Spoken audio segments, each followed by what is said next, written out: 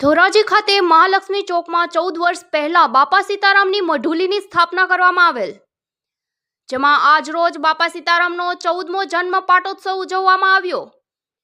આજ રોજ તારીખ 6/3/2026 રોજ બાપા સીતારામનો 14મો જન્મ પાટોત્સવનું ભવ્ય આયોજન કરવામાં આવ્યું।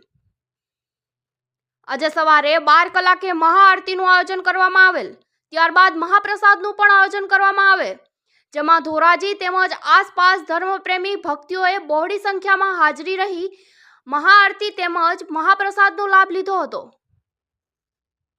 આ કાર્યક્રમને સફળ બનાવવા માટે મહાલક્ષ્મી ગરબી મંડળ ગ્રુપે ભારે જહેમત ઉઠાવી આ કાર્યક્રમને સફળ બનાવ્યો હતો, તેમજ દાતાઓનો સંપૂર્ણ સાથ સહકાર મળેલો હતો।